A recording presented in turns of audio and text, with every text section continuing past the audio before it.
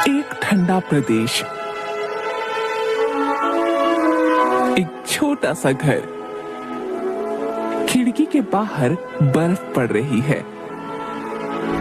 माँ, सर्दियाँ आ गई हैं, बाहर बर्फ पड़ रही है। आज मैं रसोई में चूल्हे के सामने सोऊंगी। आज आग मत बुझाना। ठीक है, पर ध्यान रखना और चूल्हे से दूर सोना। चिंता मत करो माँ, मैं ध्यान रखूंगी। ठीक है, जा सो जा। मिली खटिए को रसोई में ले जाती है, उस पर बिस्तर लगाती है और उस पर रजाई ओढ़ के लेटती है। मिली एक दो बार करवट बदलती है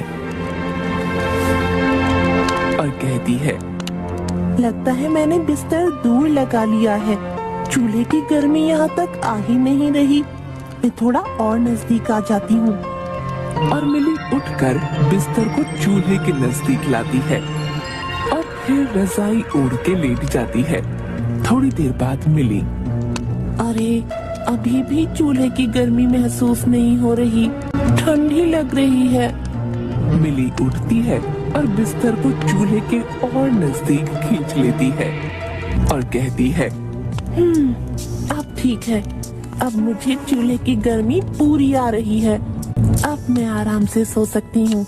मिली रजाई ओढ़ के लेटती है और धीरे से गहरी नींद में चली जाती है। मिली की अचानक नींद खुलती है और वो देखती है चारों ओर गर्मी है और छोटे छोटे इंसान जिनके बाल आग के हैं पूरी रसोई में है। ये सब देखकर खुशी से चौंक जाती है। एक फायर ड्वार्फ मिली के पास आता है। मिली, हम फायर मिनियंस हैं। हमें तुम्हारी मदद की जरूरत है। क्या तुम हमारी मदद करोगी? मैं तुम्हारी क्या मदद कर सकती हूँ? सिर्फ तुम ही हमारी मदद कर सकती हो, ये हमारे गुरुजी ने कहा है। मैं तुम्हारी मदद करना चाहती हूँ। करना क्या है? तुम हमारे गुरुजी से मिलो, वो तुम्हें सब बता देंगे। तुम हमारे साथ आओ। और मिनियन उसका हाथ पकड़ के चूल्हे की ओर ले जाता है। ये कहाँ ले जा रहे हो? मैं जल जाऊंगी। नहीं, ये तो हमारे घर जाने का रास्ता है। तुम मेरा हाथ पकड़ो और आगे बढ़ो। मिली जैसे ही मिनियन का हाथ पकड़ के चूल्हे की तरफ आगे बढ़ती है, चूल्हा एक बड़ा सा आग का दरवाजा बन जाता है और मिली अंदर चली जाती है। वो एक खूबसूरत दुनिया में आती है जहाँ सब कुछ आग से बना है। पेड़ के पत्ते, पौधे, जानवर, नदी भी आग की है, घर भी आग के बने हैं, लेकिन उसे जलन नहीं हो रही, बस मीठी सी गर्मी है। मिनियन मिली को आग से बने एक छोटे से घर में ले जाता है। घर के अंदर फायर मिनियन के गुरुजी आते हैं और कहते हैं, आओ मिली, मैं तुम्हारा इंतजार कर रहा था। मिली गुरुजी को प्रणाम करती है। प्रणाम गुरुजी। आओ, मैं तुम्हें कुछ दिखाता हूँ। गुरुजी उसे अपने कमरे में ले जाते हैं और एक टेबल पर रखा धनुष की ओर इशारा करते हुए कहते हैं, इसे उठाओ।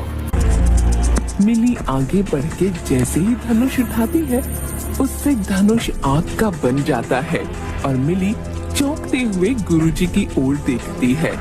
वहाँ खड़े फायर मिनियंस भी चौंक जाते हैं। फिर गुरुजी बताते हैं, मिली, तुम वही योद्धा हो जिसका हमें सालों से इंतजार था। अब तुम्हें अपना कर्तव्य निभाना है। मिली धनुष को वापस मेज पर रखती है। धनुष वापस आम लकड़ी का बन जाता है और कहती है, कैसा कर्तव्य गुरुजी? ये जो अग्निपुर तुम्हें दिख रहा है, ये पहले ऐसा नहीं था। हमारी दुनिया में हमें ऐसे छुपके नहीं रहना पड़ता था। हम खुशी से चारों ओर घूमते थे और जिंदगी का मजा लेते थे। फिर यहाँ एक जादूगरनी आई। उसने हमारे राजकुमार से दोस्ती की और उन्हें अपने विश्वास में ले लिया। हमारे राजा रानी को वो पसंद नहीं थी। उन्होंने कई बार राजकुमार को उससे मिलने से मना किया, पर वो नहीं माने। एक दिन जब हम सब लोग जश्न मना रहे थे, तब राजकुमार ने उस जादूगरनी को भी वहाँ बुला लिया। मुझे कई करतब आते हैं। यदि राजकुमार चाहे तो मैं उन्हें दिखा सकती हूँ। नहीं, इसकी जरूरत नहीं। सारे कर्तव्य पहले से तय है और कलाकार तैयार है पीछे। जो पहले से तय है उसे देखने में क्या मजा, मजा तो कोई नई चीज देखने में है, क्यों राजकुमार? हाँ पिताजी, ये सही कह रही हैं। इसे कर्तव्य दिखाने दीजिए। शुक्रिया राजकुमार। गिले गिले हर्र। फिर उसने वो कर्तव्य दिखाए। फिर उसने कहा, अब मैं आप लोगों को अपना सबसे बड़ा कर्तव्य दिखाती हूँ।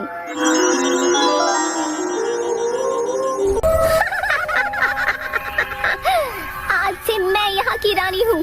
अगर किसी ने मेरा कहा नहीं माना तो मैं उसे मारूंगी, साथ ही तुम्हारे राजकुमार, राजा और रानी को भी राख बना दूंगी, जिससे इनके वापस आने की तुम्हारी सारी उम्मीद ही खत्म हो जाएगी। तब से कोई उसके खिलाफ कुछ नहीं करता, पर अब तुम आ गई हो, तुम उसे मारोगी। मैं आपकी बात समझ गई गुरुजी, पर मैं उसे कैसे मारूंगी? वो तो इतनी बड़ी जादूगरनी है। इस धनुष से इसका एक भी तीर उसे लग गया तो वो भस्म हो जाएगी। यदि जादूगरनी को मारना इतना आसान है तो आपने अब तक उसे क्यों नहीं मारा? क्योंकि जादूगरनी को इसी धनुष से मारा जा सकता है जब वो सामने हो, और ये धनुष सिर्फ तुम ही चला सकती हो और कोई नहीं। पर मैं उसके सामने कैसे जाऊंगी? उसकी चिंता मत करो, तुम्हारे आते ही मैंने जादूगरनी तक ये खबर पहुंचा दी थी कि उससे भी बड़ी जादूगरनी आने वाली है, और वो उसी स्टेज पर आ जाएगी जहां जादूगरनी ने राजा रानी को बंदी बनाया है, और जादूगरनी को हराकर हमें आजाद करेगी। मुझसे बड़ी जादूगरनी ना तो कोई है और ना कभी हो सकती है। जाओ जाके सबसे कह दो कल उसी स्टेज पर मुकाबला फिर होगा, और मैं उस झूठी जादूगरनी को अपने जादू से हराकर मार डालूंगी। सबको वहाँ इकट्ठा होने का हुक्म दो। जो हुक्म मेरी रानी। और मिनियन वहाँ से चला जाता है। गुरुजी मिली के पास आते हैं। मिली, जैसा मैंने सोचा था वैसा ही हुआ। जादूगरनी ने अपने घमंड में आकर तुम्हें प्रतियोगिता के लिए चुनौती दी है। अब बस कल का दिन और सब ठीक। मैं तैयार हूँ गुरुजी, कल के लिए मेरी योजना सुनिए। मिली गुरुजी को योजना बताती है। सब लोग स्टेज के चारों ओर इकट्ठा है। स्टेज की एक तरफ राजा रानी की पत्थर हुई मूर्ति है और उनके बगल में राजकुमार की। जादूगरनी स्टेज पर आती है। कहाँ है वो झूठी जादूगरनी? आज मैं उसके हर जादू को तोड़ दूंगी। मिली दूर से छलांग लगाकर स्टेज पर आती है। वो पूरी काले कपड़ों में है, चेहरे पर नकाब है, सिर्फ आंखें दिख रही हैं। मिली आते ही अपने हाथ से आग का गोला जादूगरनी की ओर फेंकती है, जिससे जादूगरनी हंसते हुए दूसरी साइड हटकर बच जाती है। फिर जादूगरनी मिली की तरफ आग फेंकती है, जिससे मिली को बचने के लिए स्टेज के पीछे छुपे गुरुजी मिली के चारों तरफ एक जादुई घेरा बना देते हैं, जिससे जादूगरनी का हर बार घेरे से टकराकर नष्ट हो जाता है। मिली, ये घेरा ज्यादा देर तक तुम्हारी रक्षा नहीं कर पाएगा। तुम्हें जल्दी ही अपना काम करना होगा। मिली मार्शल आर्ट की कलाबाजियां दिखाती हुई गुरुजी के पास आती है और गुरुजी से झट से धनुष ले लेती है। मिली के हाथ में अग्नि धनुष देखकर जादूगरनी घबराकर आंखें बड़ी कर लेती है। मिली मुस्कुराते हुए धनुष की प्रत्यंचा खींचती है, जिससे धनुष पर अग्नि का तीर आ जाता है और कहती है, तुम्हारा अत्याचार खत्म हुआ दुष्ट जादूगरनी। और तीर सीधा जाकर जादूगरनी को लगता है और वो वहीं राख बन जाती है। राजा, रानी और राजकुमार तुरंत पत्थर से फायर मिनियन बन जाते हैं और सभी मिनियंस खुशी से मिली के नाम के नारे लगाने लगते हैं। राजा, रानी और राजकुमार गुरुजी से प्रणाम गुरुजी। आपका बहुत बहुत आभार गुरुजी। आपने हमें उस दुष्ट जादूगरनी के श्राप से मुक्ति दिलाई। ये सब मेरे नहीं बल्कि मिली की वजह से हो पाया है। ये सब इसी ने किया है। शुक्रिया मिली, हमें और हमारे लोगों को उस जादूगरनी से बचाने के लिए। ये तो मेरा फर्ज था। मुझे माफ कर दीजिए माँ पिताजी। मैंने आपकी बात न मानकर जादूगरनी से दोस्ती की और उसे जश्न में बुलाया और हमें इतना सब कुछ सहना पड़ा। हाँ राजकुमार, हमें अपने माता पिता की बात जरूर सुननी चाहिए। अरे माता पिता से याद आया, मेरे माँ पापा मेरे लिए परेशान हो रहे होंगे। मैं कल से गायब हूँ, मुझे अब वापस जाना चाहिए। तुम्हें परेशान होने की जरूरत नहीं मिली। 2 दिन हमारी दुनिया में बीते हैं। तुम्हारे घर पर अभी रात बाकी है और तुम्हारे माँ पापा अभी सो रहे हैं। पर हाँ, इससे पहले कि तुम्हारी माँ की डांट हमें पड़े, तुम्हें वापस जाना चाहिए। मिली, गुरुजी और कुछ फायर मिनियंस मिली की रसोई की उसी आग के दरवाजे पर खड़े हैं जिससे वो आग की दुनिया में गई थी। ये मास्क लो। जब भी तुम्हें हमसे मिलने का मन करे, ये मास्क पहनकर किसी भी आग के दरवाजे से हमारे पास आ जाना।